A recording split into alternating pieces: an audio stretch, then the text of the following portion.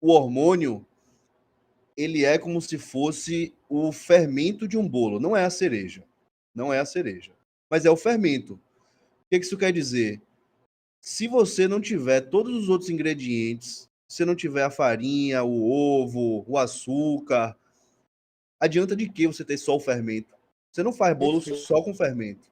Agora, o fermento potencializa todo o resto. Se a receita tiver boa, você bota o fermento, vai ser uma receita boa maior. Se você não tiver receita boa, você bota o fermento, é só fermento. Não faz nada sozinho. Isso. Perfeito. Análise perfeita. Eu Exatamente sempre isso. faço essa metáfora, porque a galera fala muito que é cereja do bolo. Não é cereja do bolo. Não é assim também. Mas sozinho não faz nada. Sozinho A não faz cereja do nada. bolo dá uma impressão que é algo milagroso, né? É, tipo assim, a cereja do bolo parece que é Que o vai fazer a toque, diferença. que é o toque especial ali, que com isso muda tudo. Ou então tem gente que já fala o contrário. Não, é um bolo sem cereja continua sendo um bolo. Assim, então não muda pouca coisa. Não muda pouca coisa, mas ele muda muito para quem faz muito. Para quem não faz muito, ele não muda nada. Então, é um potencializador. Isso, boa. O potencializador. Eu vejo da mesma forma.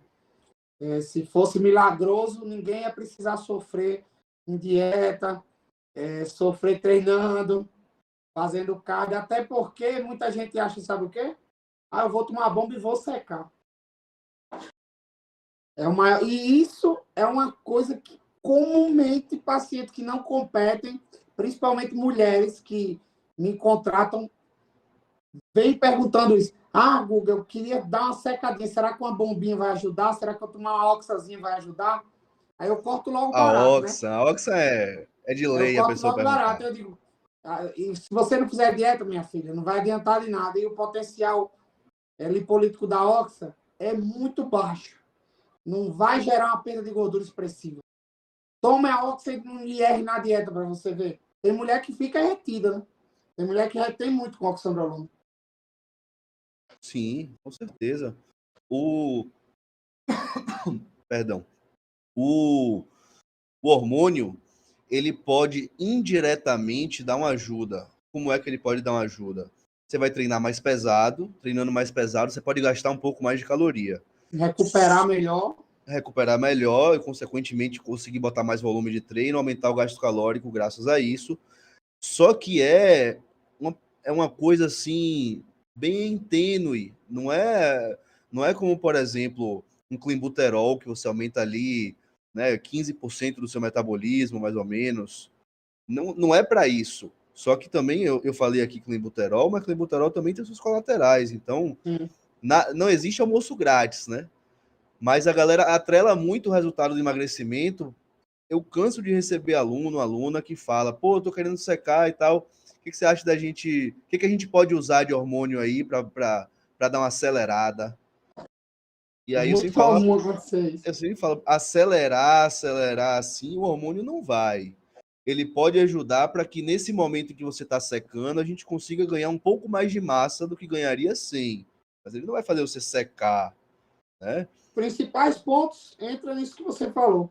Qual é a principal diferença? Os hormônios, eles vão ter um potencial anabólico que permite com mais facilidade que você ganhe massa muscular em déficit, nessa fase de emagrecimento. E o principal ponto, manter massa muscular enquanto você seca.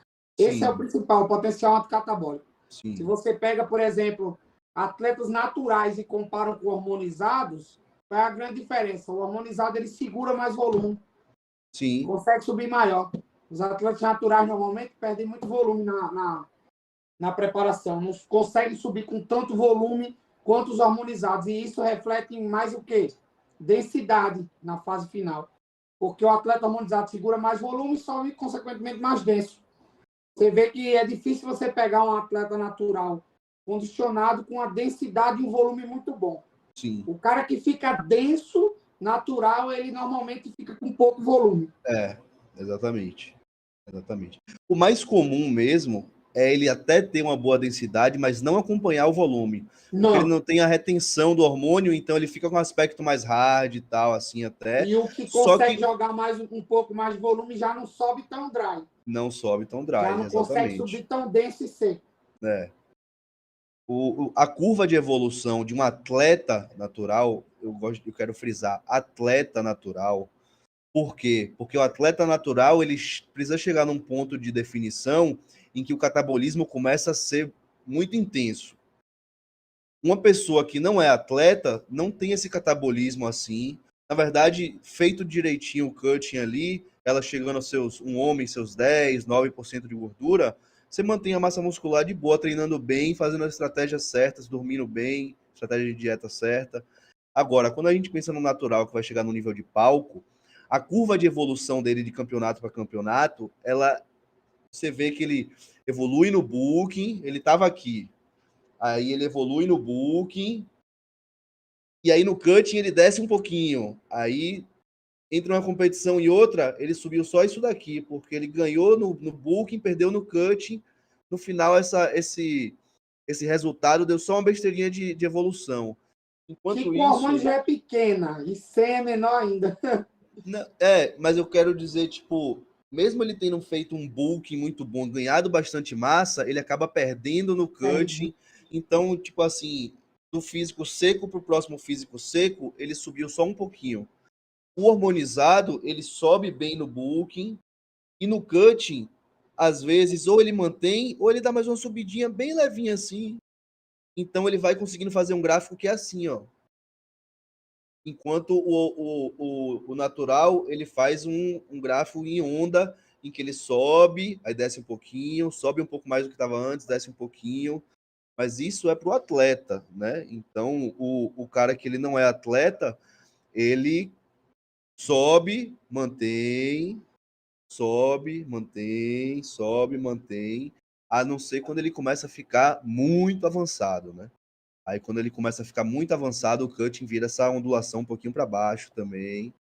E não sobe tanto, né? Porque E não para de sobe evoluir. tanto. Fica mais difícil Exatamente. para ganhar massa magra. E um ponto que você citou, que eu achei legal, que muita gente não ressalta isso, que quanto mais seco você tá, maior a chance de você perder massa magra.